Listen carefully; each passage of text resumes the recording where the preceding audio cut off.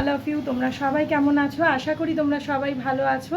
Welcome to a brand new blog. আজকে Friday, আজকে সকালবেলা থেকে ব্লগটা স্টার্ট করছি। সকালবেলা না, মোটামুটি এখন বেজে গেছে এই যে 10টা পৌনে 11টা।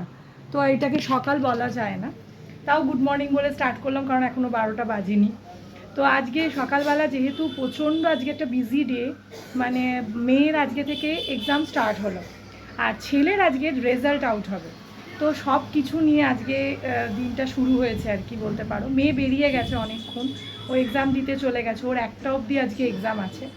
আজকে ফার্স্ট ডে এক্সাম, তাই জন্য। আর এখন তো বুঝতেই পারছো যুদ্ধ পরিস্থিতির জন্য গ্যাসের অবস্থা খারাপ, মানে আর ব্যাকগ্রাউন্ড দেখে বুঝতেই পারছো আমি বেহালা এসে গেছি আবার। তো যেহেতু ওদের এক্সাম স্টার্ট হচ্ছে, ওর রেজাল্ট বেরোনোর আছে, কাল পরশুর মধ্যে বই খাতাও দিয়ে দেবে।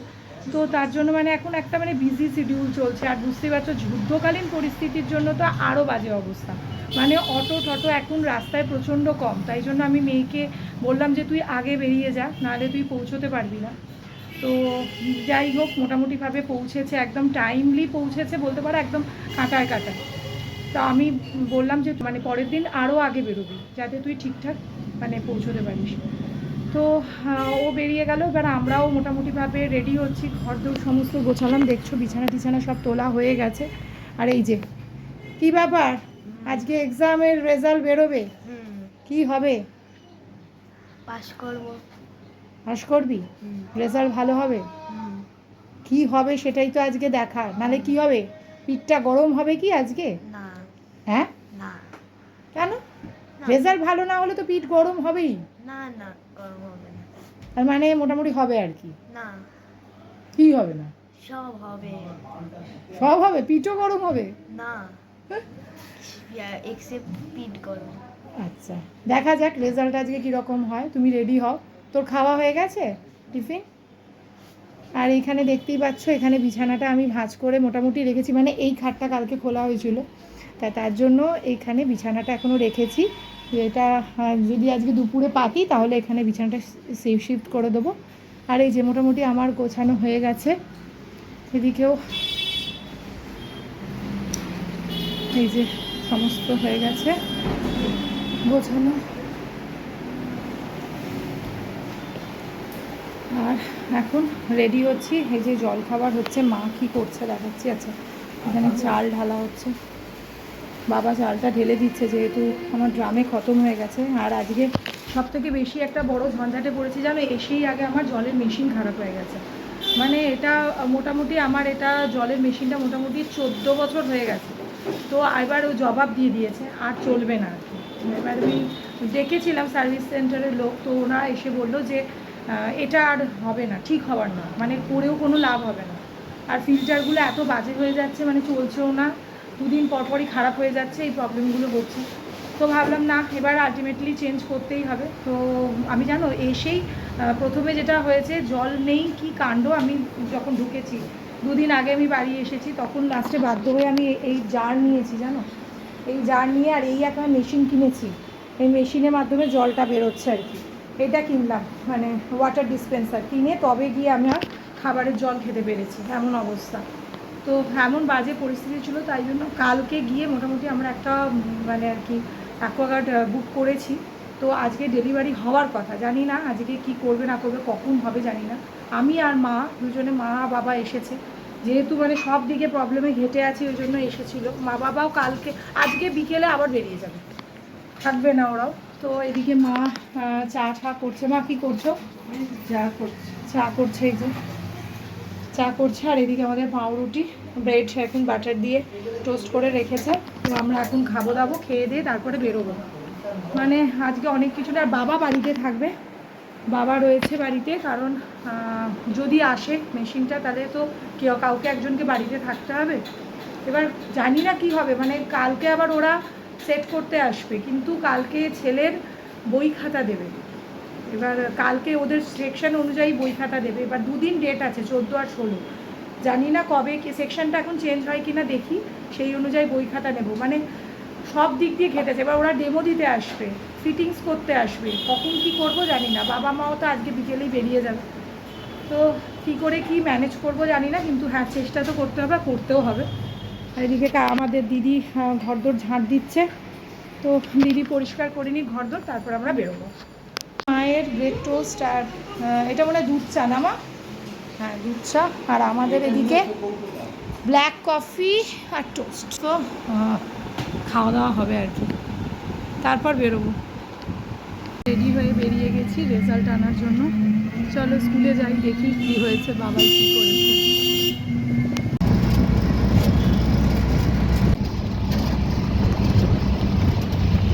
স্কুল, চলো ভেতরে যাওয়া যাক।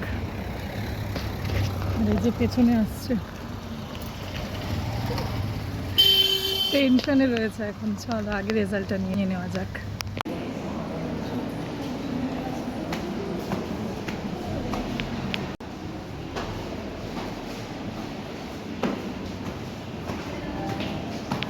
কোন দিকে বাবাই?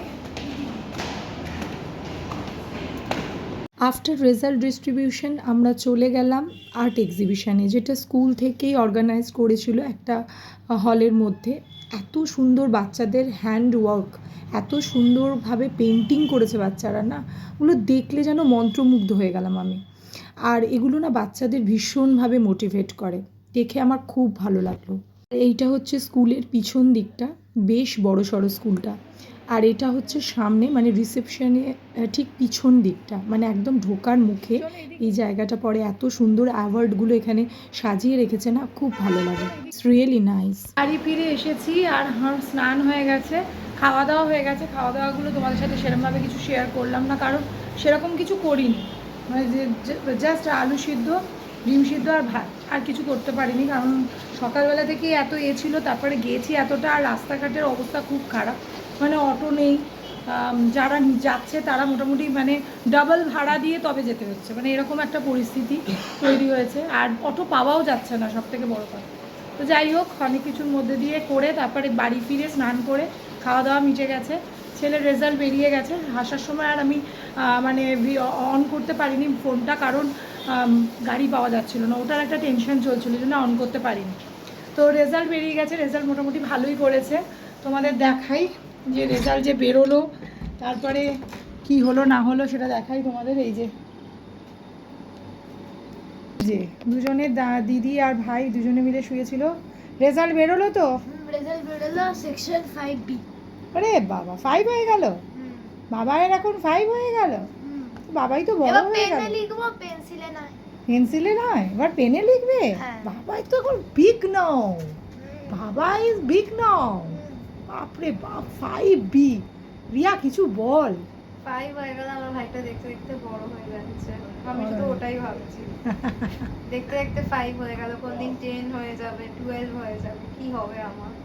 এরকম আদর করবো। তো এখন ওরা রেস্ট নিচ্ছে। আসল কথা কি, মেয়েও মানে পরীক্ষা দিয়ে এলো, তো ওরও মানে আসতে যেতে প্রচণ্ড হয়রানি হয়েছে আজকে। তো ওই জন্য আমি বললাম যে কাল থেকে তাড়াতাড়ি বেরিয়ে যাবি এক্সাম দেওয়ার জন্য। তো এখন ফিরলাম, তো এখন একটু রেস্ট নেব। রেস্ট নিয়ে তারপর বিকেলে তোমাদের সাথে দেখা হচ্ছে। নিচে থেকে একটু হেঁটে এলাম, বেশ হাওয়া দিচ্ছে বাইরেটা, বেশ ভাল লাগছে হাঁটতে। তো একটু হেঁটে তারপর এলাম এই উপরে। আর ছেলেকে বললাম যে তুই হোমওয়ার্কগুলো করে নে, কারণ কালকে আবার স্যার আসবেন, ম্যাম আসবেন সব পড়াতে। আমি এখন পেন দিয়ে লিখছি। দেখো, পেনটা একটা পেন। তুমি কি জানো পেন দিয়ে লেখার মানে কি? পেন দিয়ে লেখার মানে পেন্সিল দিয়ে যতদিন তুমি লিখছিলে, পেন্সিলে একটু চাপ দিয়ে লিখতে হয়, আর পেনে একটুখানি হালকা একটু স্মুথলি লিখতে হয়। না না, আমি সেটা বলছি না। জানো, পেন্সিল দিয়ে লিখলে তুমি এতদিন যে ভুলগুলো করছিলে সেগুলো তুমি ইরেজার দিয়ে ইরেজ করে হ্যাঁ, দিচ্ছিলে। এখন তো পেন হয়ে গেছে, কিন্তু এখন পেন হয়ে গেছে, এখন আর তুমি ইরেজ করতে পারবে না, এখন কাটাকুটি হবে, নোংরা হবে খাতা। তাই জন্য তোমাকে খুব ভালোভাবে সামলে লিখতে হবে, মানে তুমি বড় হয়ে গেছো এখন। ভুল হলে তাহলে একটা লাইন টেনে দিতে হবে, তারপর ওপরে একটা লিখে দিতে হবে। এটাই আমাদের স্কুলের রুল আছে। কোনো ভুল হয়ে গেলে ওরা একটা মাঝ লাইনে কেটে দিয়ে ওখানে স্পেলিংটা আবার লিখতে হবে। তাই জন্য তোমাকে খেয়াল রাখতে হবে যেন বেশি কাটাকুটি না হয়। হ্যাঁ, তার মানে তুমি এখন তোমার জীবনে কিন্তু এখন পেন এসে গেছে, মানে তুমি এখন বড় হয়ে গেছো। তোমার ভুলগুলো কিন্তু আর এখন মোছা যাবে না, এখন কিন্তু খুব সাবধানে লিখতে হবে বাবা। কি করছো তুমি এখন? ম্যাথস করছি। ম্যাথস করছো? মন দিয়ে করো। আর এদিকে ইনি কী রে আজকের এক্সাম কেমন হলো? এদিকে ভালো হয়েছে বাট লেন্দি ছিল, খুব হাত ফাত ব্যথা হয়ে গেছে। তো কাল আবার একটা এক্সাম আছে তো, কালকে তো এখন কি পড়া চলছে? আরে মোবাইলেই পড়া? মোবাইলে সব ওই কলেজ থেকে নোটস দিয়ে দিয়েছে ওইগুলো। তো এক্সাম ভালো হবে তো কালকে? দেখা যাক। আর কালকে কিন্তু তাড়াতাড়ি বেরোবি। হ্যাঁ, যা অবস্থা অটোর আজকে, আমার যেন রাস্তার সামনে মনে হচ্ছিল কেঁদে ফেলবো আর একটু হলে। যখন ঢুকেছি তখন হাত পাতগুলো ঠরঠর করে কাঁপছে, যদিও বা স্যারকে বলে দিয়েছিলাম যে না আমার দেরি হয়ে গেছে, তখন স্যার বললো যে না ঠিক আছে টাইম আছে তুমি আরামসে যাও কোনো ব্যাপার নেই, কিন্তু তবুও কেমন একটা লাগছিল বাইরে থেকে ইনভিজিলেটর এসছে। তো কালকে তাড়াতাড়ি বেরিয়ে যাবো, 8টা নাগাদই কালকে হুম বেরিয়ে হুম যাবো। একদম তাড়াতাড়ি বেরিয়ে যাবে। কারণ কলেজে পৌঁছে গেলে তারপর বসে থাকলে ঠিক আছে, কিন্তু দেরি হয়ে গেলে না খুব দেরি হয়। চলো পড়ো তুমি। এই যে আজকে মা বানাচ্ছে, মা কি বানাচ্ছো? আজকে পিৎজা বানাচ্ছি, এমনি পানির পিৎজা করছি। আর ছোট ছোট এই ব্রেডগুলো দিয়ে, কারণ আমার কাছে আজকে পিৎজা ব্রেড ছিল না, হট করে ছেলে আজকে যেহেতু পাস করেছে মানে 5 হলো, Treat তো বানতা তার হ্যায়। জন্য ট্রিট তো বানতা হ্যায়। তো আজকে হট করে ছেলে বললো মা একটু পিৎজা করো না, তো আজকে ও বললো যে আমি যেহেতু মা রেজাল্ট ভালো হয়েছে তাই জন্য আজকে একটু পিৎজা বানাও। তো হট করে চিকেন তো বাড়িতে ছিল না, তো কি করি, তো পনির দিয়ে পিৎজা বানাচ্ছি। তো এটা টপিংটা রেডি হয়ে গেছে। পনির আর পিৎজা। আজকে একটা স্পেশাল জিনিস, যেটা হচ্ছে আমার বাবাই আজকে আমাকে হেল্প করছে রান্নাতে। দেখো কি করছিস ভাই? আরে মানে ব্রেড নিচ্ছি তো একটা একটা, এর মধ্যে একটা ওপরে সস লাগিয়ে দিচ্ছি। তো আমার আজকে অনেক বড় হেল্প করে দিচ্ছে। আজকে তোমাকে এটা প্রচুর করলেও বড় কিছুটা- মানুষ একটা হেল্প করছে নিশ্চয়ই, তোমার নিশ্চয়ই। এখানে। এটা করলেই অনেকটা ইয়ে হয় বলো। আমি হেল্প করতে পারছি না তো আমার ভাই করে দিচ্ছে। তো এই দেখো আমার মোটামুটি ছোট ছোট পিৎজা এই যে আমার রেডি হয়ে যাচ্ছে। এই যে দেখতেই পাচ্ছ একদম সমস্ত চিজগুলো মেল্ট করে গেছে। তো ওদের জন্য আজকে একটু বানাচ্ছি আর কি।